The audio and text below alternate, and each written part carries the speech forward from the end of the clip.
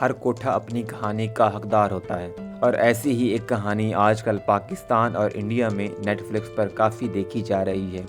جی ہاں، میں بات کر رہا ہوں ہیرا منڈی، the diamond market.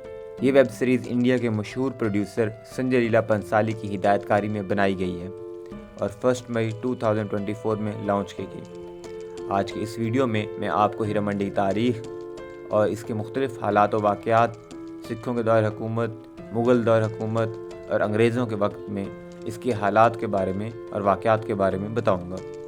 What is ہیرا منڈی؟ ہیرا منڈی، یہ نام سنتے ہی ہر کسی کے مائنڈ میں ایک ہی خیال آتا ہے، فحاشی کا اڈا۔ It's a famous and notorious red light area of Lahore, Pakistan. ایک اوپن سیکرٹ ہے جو جانتے سب ہیں مگر کوئی اس پر بات نہیں کرنا چاہتا۔ وائی؟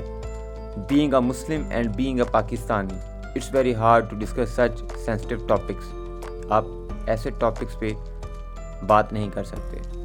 ہیرا منڈی، جسے کبھی شاہی محلہ تو کبھی ہیرا سنگھی منڈی کہا جاتا تھا، یہ لاہور شہر میں مینار پاکستان اور بادشاہی مسجد کی بیک سائڈ پہ ٹکسالی گیٹ کے ساتھ واقع ہے۔ آج کی ہیرا منڈی خستہ حال کوٹھوں اور پرانی عمارتوں پر مشتمل ہے، جہاں پر دن کے وقت مختلف شاپس، فوڈ پوائنٹس اوپن ہوتے ہیں تو رات کے وقت یہیں پہ جسم فروشی کی جاتی ہے۔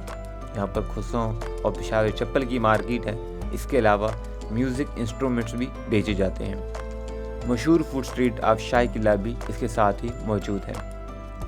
وائی اٹ از کالڈ ہیرا منڈی؟ اسے ہیرا منڈی کیوں کہتے ہیں یا اس کا نام ہیرا منڈی کیوں پڑا؟ کیا یہاں پر کوئی ہیروں کا کاروبار ہوتا تھا؟ نہیں، ایسا بالکل نہیں ہے، بلکہ لاہور میں سکھوں کے دور حکومت میں مہاراجہ رنجیت سنگھ کے وزیر تھان سنگھ کے بیٹے ہیرا سنگھ نے یہاں پر ایک گلا منڈی بنائی، جسے ہیرا سنگھی منڈی کا نام دیا گیا اور بعد میں یہی نام ہیرا منڈی میں بدل گیا۔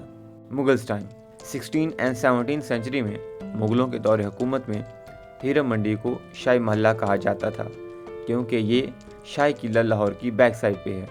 اس وقت یہاں طوائفیں اپنے کوٹھوں میں محفلیں سجاتی تھیں۔ یہ طوائفیں میوزک، ڈانس، کتھک میں کمال مہارت رکھتی تھیں اور مغل شہزادے اور نوابزادے شاہی محلہ کے کوٹھوں کی بالکنیوں میں بیٹھ کر محظوظ ہوتے تھے، اب جیسے ہیرا منڈی نیٹ فلکس سیریز میں دکھایا گیا ہے۔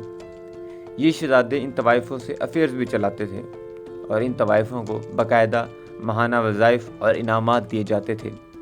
کہنے کو تو تب جسم فروشی نہیں تھی، مگر ابتدا تو ہو چکی تھی۔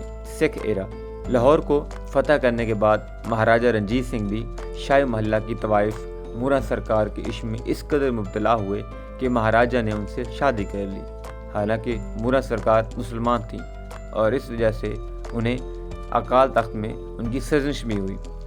رنجیت سنگھ کے دور میں ان طوائفوں کے وظائف برقرار رہے۔ مہاراجہ نے مورا کے لیے مسجد بھی بنوائی، جسے مسجد طوائفہ کا نام دیا گیا۔ یہ مسجد آج بھی شاہ عالم مارکیٹ میں پاپڑ منڈی کے پاس موجود ہے۔ برٹش ایرا 1857 کی جنگ آزادی کے بعد پورے برصغیر پر انگریز قابض ہو گئے اور اس طرح برصغیر برطانیہ کی کالونی بن گیا اور یہ کوئین وکٹوریہ کے تحت ہو گیا۔ انگلینڈ میں اس وقت عورتوں کو کوئی خاص حقوق حاصل نہ تھے جو اب ہیں۔ وہاں پہ اس وقت میں عورتوں کا گھر رہنا ہی اچھا سمجھاتا تھا۔ برطانیہ میں عورتوں کے ڈانس پہ پابندی تھی۔ They promoted a notion angel in the house.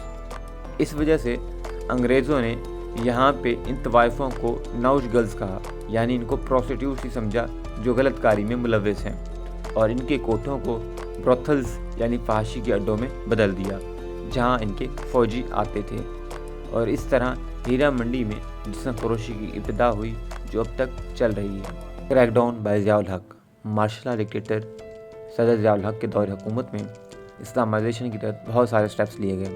ان میں سے ایک ہیرا منڈی کا مکمل آپریشن تھا تاکہ یہاں سے میوزک، ڈانس اور جسم فروشی کے خاتمہ کیا جا سکے، مگر اس آپریشن کے نتیجے میں یہاں پہ رہنے والی پروسٹیوٹس پورے لاہور میں پھیل گئیں۔ ا بک آن ہیرا منڈی، ایک مشہور پاکستانی آتھر اور عورتوں کے حقوق کی سوشل ایکٹیوسٹ فوزیہ سعید نے ہیرا منڈی میں مہینوں رہ کر یہاں کی پروسٹیوٹس اور لوکل لوگوں سے مل کر یہاں کی زندگی اور حالات کے بارے میں جانا اور ان کو قلم بند کیا، اور آکسفورڈ پبلشر کی مدد سے یہ بک پبلش کی۔ اس بک کا نام ہے taboo, the hidden culture of red light area. Link description में मौजूद है, आप गूगल बुक से पढ़ सकते हैं। हीरा मंडी इज़ नो मोर। जदीद दुनिया में सोशल मीडिया जैसे टिकटॉक, इंस्टाग्राम, व्हाट्सएप, फेसबुक की मदद से ये प्रोस्टिट्यूट्स अपने क्लाइंट्स खुद तलाश कर लेती हैं और ये कॉल गर्ल्स हर जगह पाई जाती हैं। इसकी वजह से लोगों का हीरा मंडी जैसे किसी बदनाम प्लेसेस पर आना कम हो गया।